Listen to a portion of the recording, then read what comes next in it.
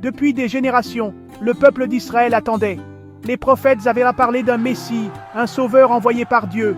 Il viendrait libérer son peuple, apporter la paix et l'amour. Dans les villages, les familles se transmettaient les paroles anciennes. Elles parlaient d'un roi, mais pas un roi comme les autres. Son royaume serait éternel, fondé sur la justice et la compassion. L'espoir grandissait. Le désir de voir cette promesse se réaliser brûlait dans chaque cœur. Jésus, le charpentier de Nazareth, avait parcouru le pays en annonçant l'arrivée du royaume de Dieu. Il guérissait les malades, réconfortait les affligés et parlait d'un amour plus fort que la haine. Mais ses paroles dérangeaient. Condamné injustement, Jésus est cloué sur une croix. Le ciel s'assombrit, comme si la nature elle-même pleurait ce drame. Autour de lui, ses disciples sont effondrés. Leur maître, leur ami, agonise sous leurs yeux. Marie, la mère de Jésus, se tient debout près de la croix. Son cœur est déchiré par la douleur. Jean, le disciple bien-aimé, tente de la soutenir.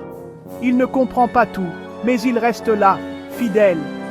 Jésus, dans un dernier souffle, pardonne à ceux qui l'ont crucifié.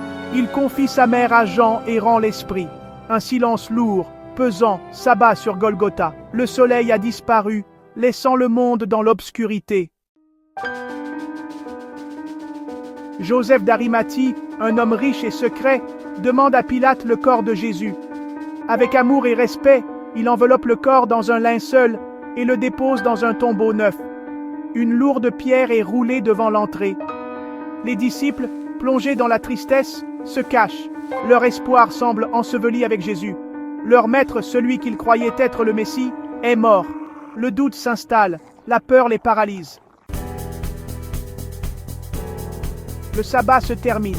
Marie-Madeleine, Marie, la mère de Jacques, et Salomé se rendent au tombeau. Elles veulent embaumer le corps de Jésus, un dernier geste d'amour. L'aube se lève, peignant le ciel de couleurs douces et lumineuses. En approchant du tombeau, elles s'interrogent. Qui va rouler la lourde pierre? Mais une surprise de taille les attend. La pierre est déjà roulée, le tombeau est ouvert.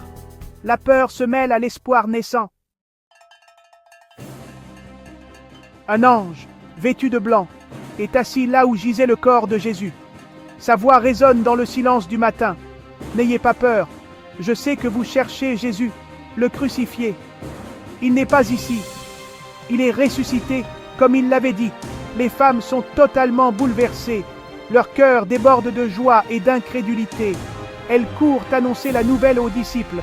Le monde ne le sait pas encore, mais ce matin-là, tout a changé. La mort est vaincue, la vie triomphe. Pierre et Jean, apprenant la nouvelle, se précipitent au tombeau. Ils constatent que le tombeau est vide. Les linges qui enveloppèrent le corps de Jésus sont là, soigneusement pliés. Jean croit. Il comprend que Jésus est vivant. Le doute laisse place à une certitude nouvelle. Jésus est vivant, il a vaincu la mort. Leur tristesse se transforme en une joie profonde et indicible. Leur cœur déborde d'une espérance nouvelle, une espérance qui ne peut mourir. Jésus apparaît à ses disciples, leur montrant ses mains et son côté marqué par les plaies de la crucifixion. Il est vivant, réellement vivant. La peur se dissipe, la joie explose. Leur maître est de retour. Jésus leur confie une mission, annoncer au monde entier la bonne nouvelle de la résurrection. Il leur promet son assistance et la force de l'Esprit Saint. Les disciples, transformés par cette rencontre, deviennent des témoins courageux de l'amour et de la puissance de Dieu.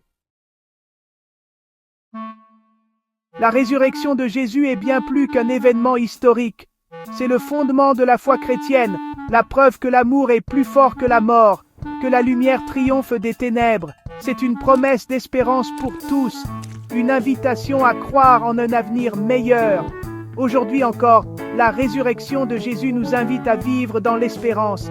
Elle nous rappelle que même au cœur des épreuves, la lumière de Dieu peut jaillir et transformer nos vies.